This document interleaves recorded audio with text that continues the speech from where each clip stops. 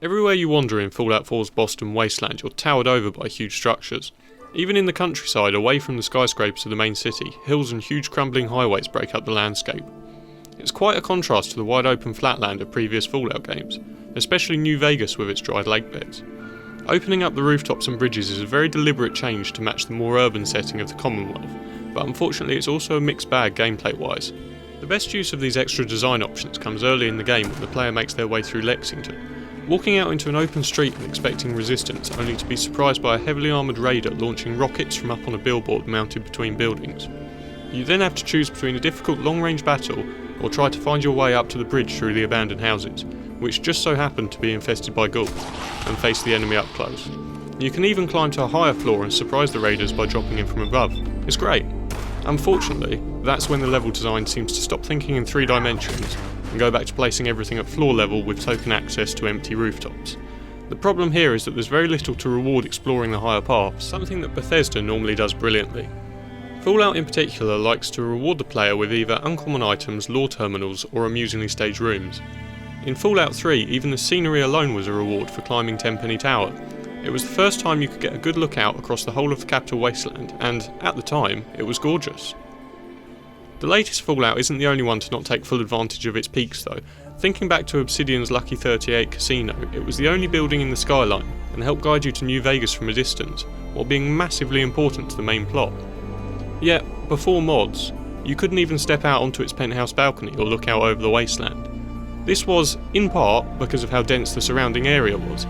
Vegas itself had 4 different separate world spaces, just so it could run properly, but the previous game proved it definitely wasn't impossible. My own most exciting moment with Fallout 4 was discovering the settlement Hangman's Alley, a tiny, uselessly cramped space in between buildings. At first glance it seemed like it was already fully built, but then I noticed that the pre-built houses practically begged me to build vertically.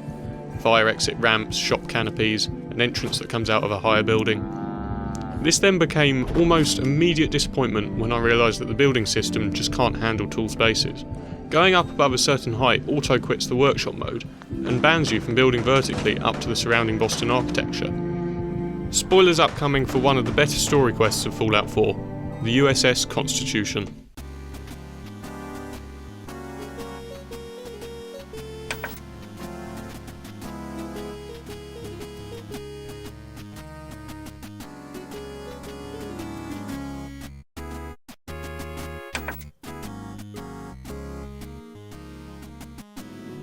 There are sections in Fallout 4 that look like the developers are encouraging you to run across the rooftops by making pathways and routes around the world.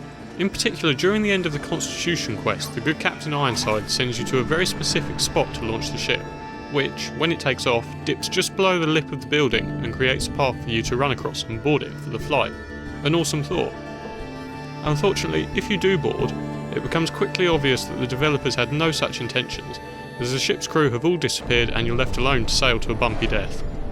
This is representative of most of the rooftops throughout the game, as what looks like a designed route quickly gives way to nothing and leaves you stranded or dead. Other games that came out at the same time as Fallout, such as Assassin's Creed Syndicate and Tomb Raider, despite their own shortcomings, do a great job in directing players in the best route while high up, and showing where their different paths end. One frustrating example of this is the rooftops near Trinity Tower. Stairways and ramps give you a really obvious route to take. In fact, it's not a huge jump to compare the layout to Mirror's Edge, a game that almost defines verticality. That's where Fallout loses its way, however. If you follow the trail and make the leap down to the lower building, you're greeted with a small amount of loot and no way to get down to ground level without losing all your health or reloading an earlier save. The pathway just ends and leaves you stuck in an attic. It's exasperating rather than enjoyable. It's not fair to blame this on lazy game design though. I believe the blame lies with the Fallout 4 engine, which is now showing its age. After all, it's 8 years old now and it's been patched up for so many games that things are beginning to get lost in the cracks. One of its more well-known limitations is its inability to use ladders, at all.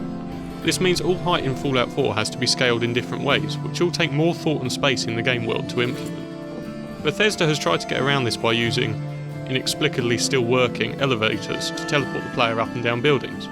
And this works fairly well, but in places where this can't be done, they still have to rely on packing ramps and staircases into small spaces where a ladder would make more sense.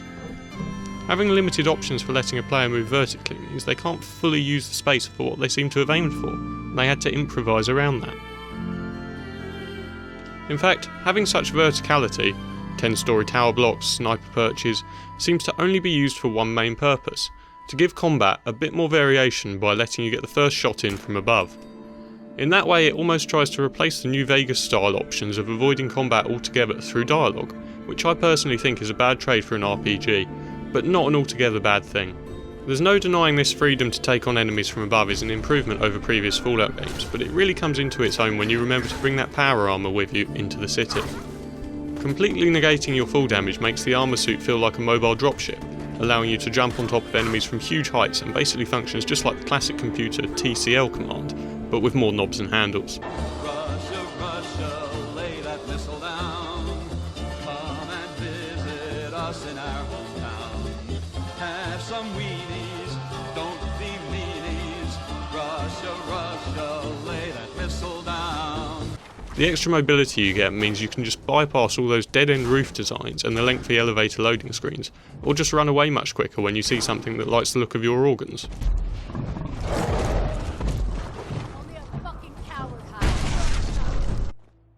For the next Fallout, which we all know is coming, a new engine built with better movement in mind would help bring the exploration up to the level of the now smooth gunplay which this game focuses on, and I feel is also essential in stopping fans from seeing the next one as just another Fallout game.